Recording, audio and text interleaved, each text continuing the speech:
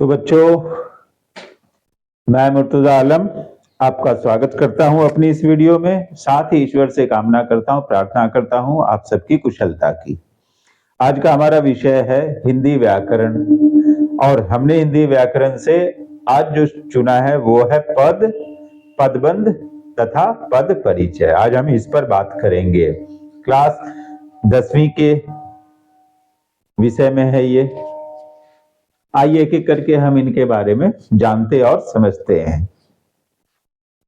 सबसे पहले शब्द क्या है ये अगर हम जान लें तो पद को समझना आसान होता है। पहले हम पद की बात करेंगे। पद क्या है?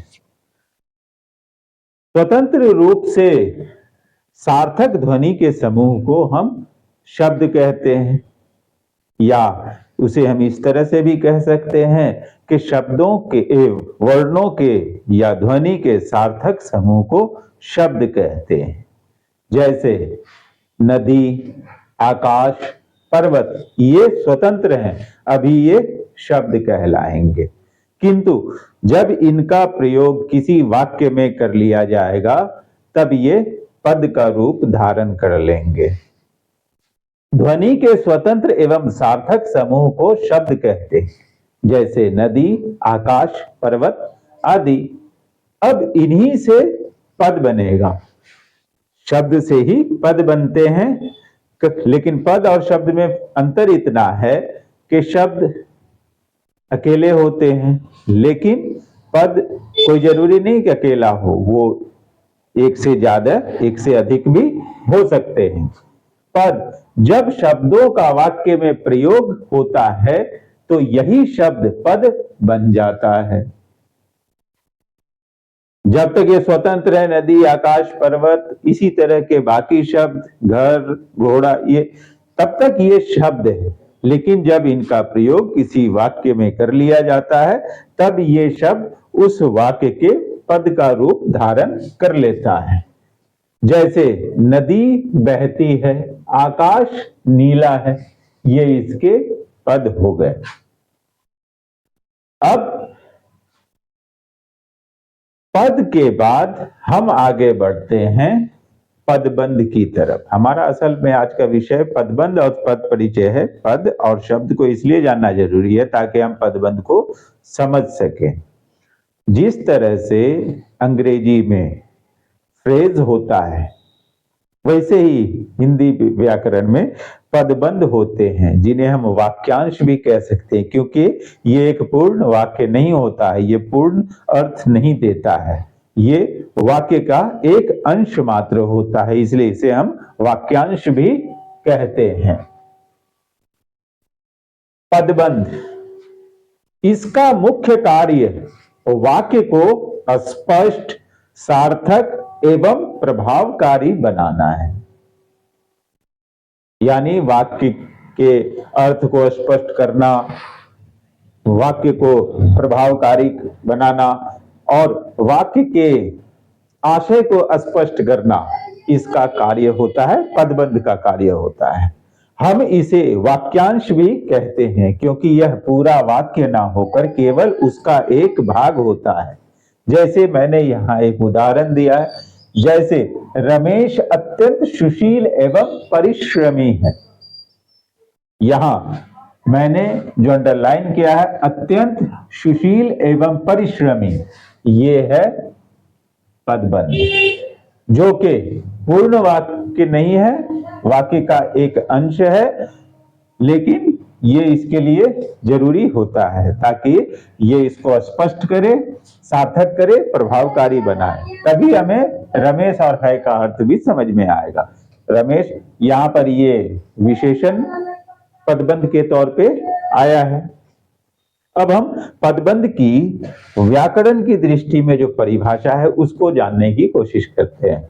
पदबंध की परिभाषा, जब दो या दो से अधिक पद यानी शब्द नियत क्रम यानी सही ऑर्डर में एवं निश्चित अर्थ में किसी पद का कार्य करते हैं तो वे पदबंध कहलाते हैं।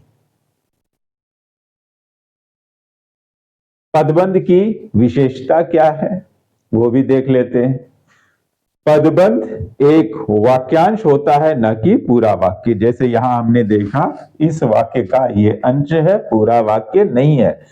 तो इसका अर्थ है कि पदबंध एक वाक्यांश होता है, न कि पूरा वाक्य। ख, इसमें एक से अधिक पदों का समावेश होता है। यहां जैसे 1, 2, 3, 4 पदों का समावेश है, इसमें एक से अधिक पदों का समावेश होता है। इसमें प्रयुक्त पदों के समूह व्याकरणिक इकाई का रूप ले लेते हैं, जैसे विसंज्ञा पदबंध, विशेषण पदबंध। तो ये व्याकरण की अलग अलग इकाई हैं, तो ये मिलकर ये उस इकाई को बताते हैं, उनका रूप ले लेते हैं। घ, पदबंध का निर्धारण मुख्य पद के अनुसार होता है।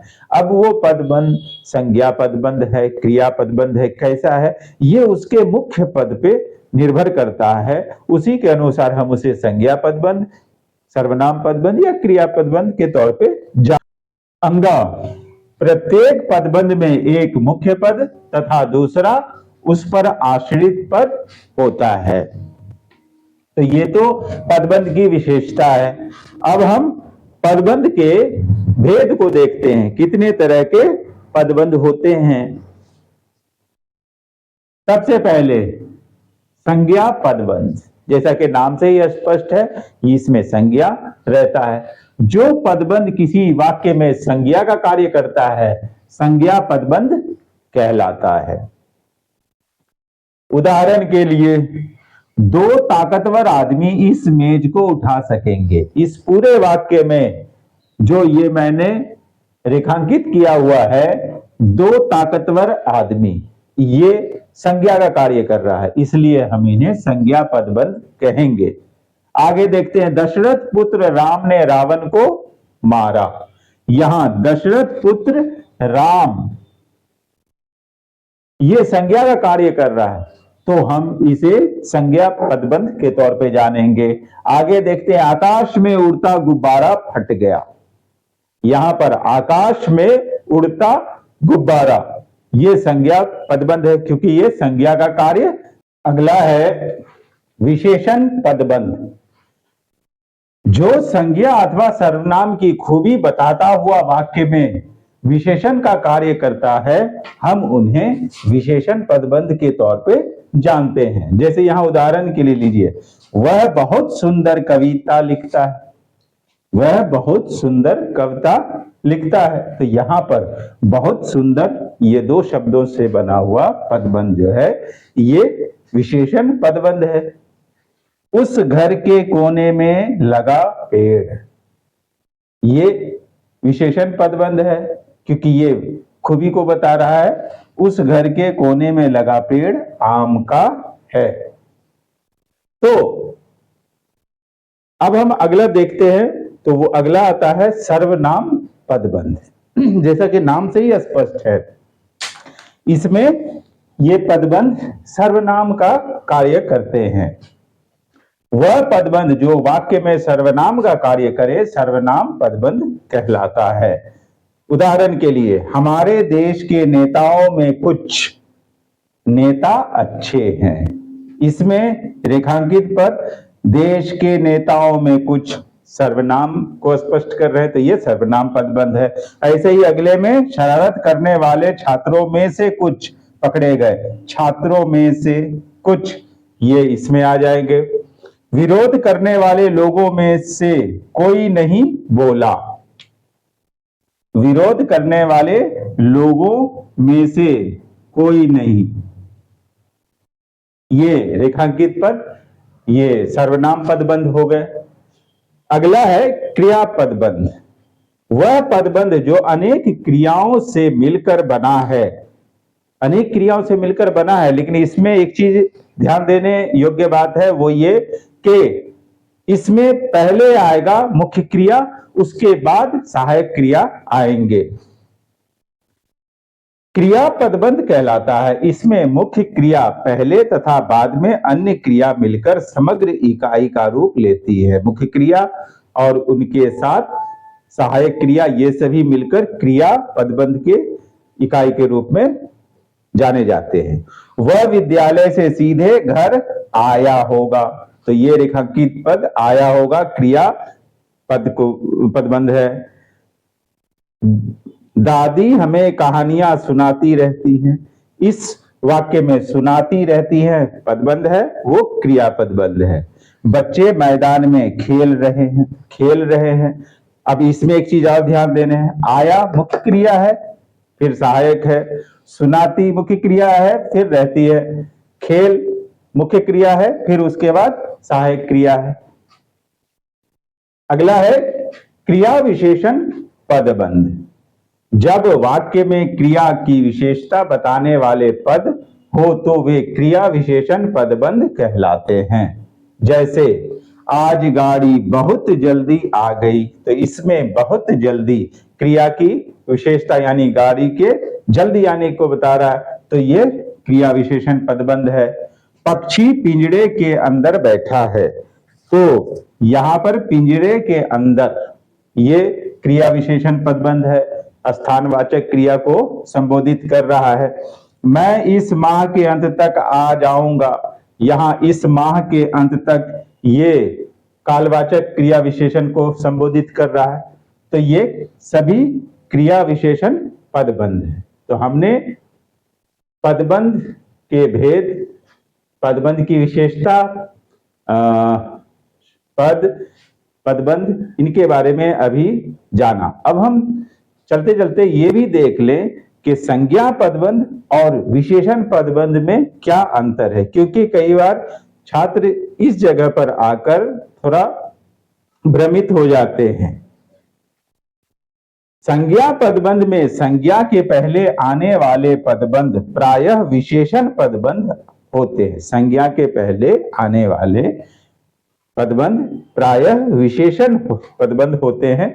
यदि उन विशेषण पदबंधों को संज्ञा के साथ मिलाकर लिखा जाए, तो पूर्ण रूप से अगर वो संज्ञा के साथ मिला हुआ है तब वो संज्ञा पदबंध के तौर पे जाना जाएगा। जैसे अनोखे दिखने वाले फूल संज्ञा पदबंध है, लेकिन उसमें से अगर विशेषण को और संज्ञा पदबंध दोनों को अलग अलग कर दिया जाए तो हम देखते हैं,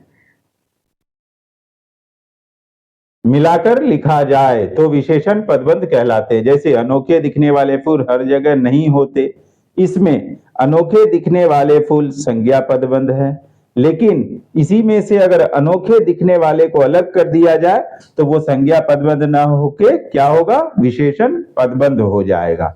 तो ये इन दोनों के बीच अंतर है।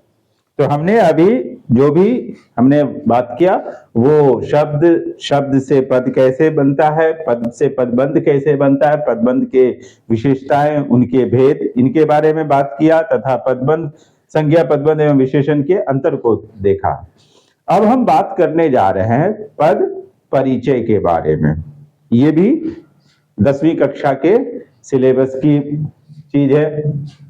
पद परिचय, जैसा कि नाम से ही स्पष्ट होता है कि इसमें पदों का परिचय दिया जाता है। किस तरह के पद हैं, क्या हैं, उनके लिंग, भेद, वचन, कारक, ये सब इनमें बताया जाता है। पद परिचय, वाक्य में प्रयुक्त पदों का विस्तृत व्याकरणिक परिचय देना ही पद परिचय कहलाता है। व्याकरणिक परिचय मतलब व्याकरण की दृष्टि से वो क्या है, संज्ञा यानी कौन सा इकाई है और उस इकाई में उसके क्या भेद हैं, लिंग, वचन, कारक, इन सब चीजों के बारे में बताया जाता है। वाक्य में प्रयुक्त पद व्याकरण की दृष्टि से विकारी है अथवा अविकारी। विकारी अथवा अविकारी का अर्थ है, हम सब पहले से ही जानते हैं कि विकारी वे शब्द होते हैं जिनमें लिंग, वचन और काल का असर पड़ता है और उसके अनुसार वो बदलते रहते हैं, तो उन्हें हम विकारी कहते हैं। परंतु वे शब्द जिनमें लिंग, वचन, कारक इनका कोई असर नहीं पड़ता, हर जगह वो समान रूप से आते हैं, तो वे अविकारी कहलाते हैं। विकारी है अथवा अविकारी, अगर वो है तो भेद क्या है, उपभेद क्या है, उसका लिंग क्या है, वचन क्या है, पुरुष, कारक, काल, अन्य शब्दों के साथ उसका क्या संबंध, यही बताना जो है पद परिचय कहलाता है। अब यहां पर हम इनके अलग अलग इकाई में क्या क्या चीजें हमें बतानी होती है, इनको अब हम देखते चलते हैं। संज्ञा, संज्ञा की अगर पद परिचय देनी है तो कैसे देंगे? इसके भेद बताएंगे, लिंग कौन सा है, वचन कौन सा है, किस कारक से है, तथा क्रिया के साथ उसका क्या संबंध है, यह बताया जाएगा संज्ञा के पद परिचय में। सर्वनाम का क्या होगा? भेद, पुरुष, लिंग, वचन, कारक तथा क्रिया से संबंध। विशेषण में भेद, लिंग, वचन तथा उसका विशेष्य, यानी वो किसी विशेष्य का विशेषण है तो उस विशेष्य की भी इसमें परिचय की जाएगी। क्रिया, भेद, लिंग, वचन, पुरुष, काल, वाच्य, धातु, कर्म और कर्ता का उल्लेख। क्रिया विशेषण, भेद तथा जिसकी विशेषता बताई जा रही है का उल्लेख। समुच्चय बोधक यदि है तो भेद, जिन पदों या शब्दों को मिलाया जा रहा है उसका उल्लेख किया जा रहा है। संबंध बोधक है तो उसमें क्या हमें परिचय देना है? भेद, जिसके साथ संबंध बताया जा रहा है उसका उल्लेख करना है।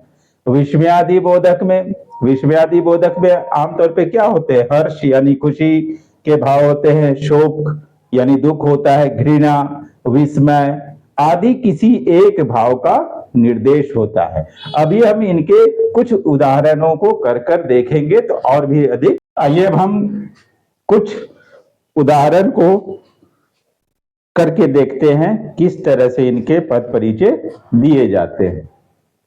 सबसे पहले संज्ञा का पद परिचय देना हो तो कैसे देंगे?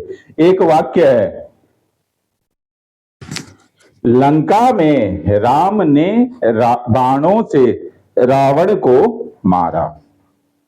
इसमें हमें संज्ञा का पद परिचय देना है। इसमें संज्ञा कौन कौन से हैं? लंका, राम, बाणों और रावण। सबसे पहले लंका की बात होती है। ये क्या है?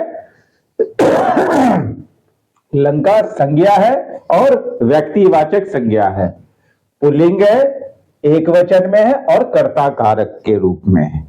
दूसरा राम, संज्ञा व्यक्तिवाचक है, पुल्लिंग है, एक वचन और कर्ता कारक के साथ है। बाणों जातिवाचक संज्ञा, पुल्लिंग, बहुवचन और क्योंकि ये कार्य के साधन के रूप में है इसलिए इसे हम करण कारक मान के चलेंगे। रावण व्यक्तिवाचक संज्ञा है, पुल्लिंग है, एक वचन है और कर्म कारक है। तो हम संज्ञा के पद परिचय को इस तरह से देंगे। अगला देखिए, सर्वनाम, जिसे आपने खाने पर बुलाया है उसे अपने घर जाने दीजिए। यहां पर जिसे, आपने, उसे, अपने, ये सर्वनाम है। अब हम इनका परिचय देंगे। जिसे अनिश्चयवाचक है, अन्य पुरुष है, पुल्लिंग है, एक वचन और कर्म में है। आपने पुरुषवाचक, मध्यम पुरुष, पुल्लिंग, एक वचन और कर्ता के रूप में है। उसे पुरुषवाचक, अन्य पुरुष, पुल्लिंग, एक वचन तथा कर्म के अनुसार। अपने निजवाचक, मध्यम पुरुष, पुल्लिंग, एक वचन तथा संबंध कारक है। तो इस तरीके से हम सर्वनाम का पद परिचय देंगे। आगे देखते हैं विशेषण।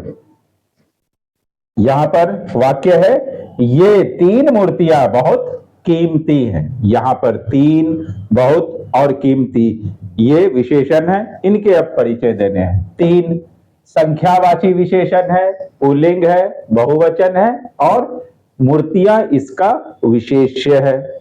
बहुत संख्यावाची है, स्त्रीलिंग है और बहुवचन है। कीमती गुणवाचक विशेषण है, पुल्लिंग है और बहुवचन में है। अगला है क्रिया, मोहन ने सोहन को मारा। तो यहां पर क्रिया के तौर पे मारा है। सकर्मक क्रिया है, पुल्लिंग में है, एक वचन, कर्तृवाच्य के तौर पे है तथा भूतकाल के रूप में है।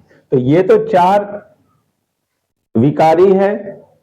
अब हम अव्यय को देखेंगे कि बाकी चार अव्यय को हम किस तरीके से बदलते हैं। उनमें सबसे पहले क्रिया विशेषण की बात करते हैं। जैसे लड़की उछल कूद कर रही है, यहां पर क्रिया है कर रही, और उछल कूद क्रिया विशेषण है, क्योंकि ये क्रिया के रीति को दिखा रहा है।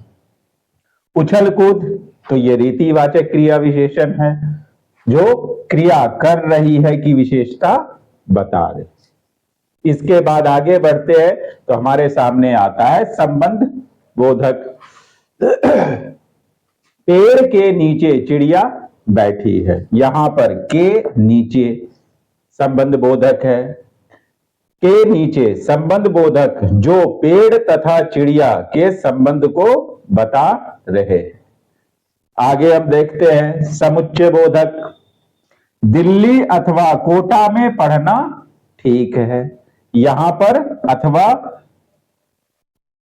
जो है इसके पद का परिचय हमें देना है, और यह समुच्चय बोधक है अथवा, और यह समुच्चय बोधक में विभाजक है।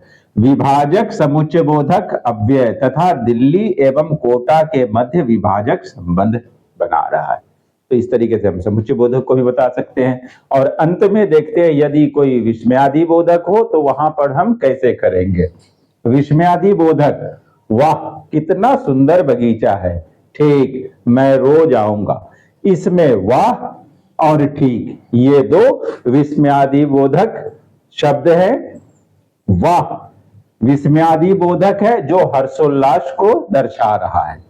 ठीक विस्मयादि बोधक है जो स्वीकार बोधक है, क्योंकि स्वीकारोक्ति को ये दर्शा रहा है। तो इस तरीके से हम पदों का परिचय देते हैं। तो आज हमने अपने इस वीडियो में देखा कि पद क्या है, पदबंध क्या है, इनके प्रकार कितने हैं, भेद कितने हैं, पद परिचय क्या है और कैसे करते हैं। हमने इन सब को देखा, समझा। उम्मीद करता हूं आप लोग इससे फायदा उठाएंगे और मेरे चैनल को लाइक शेयर करते रहेंगे और अपना कीमती कमेंट देते रहेंगे।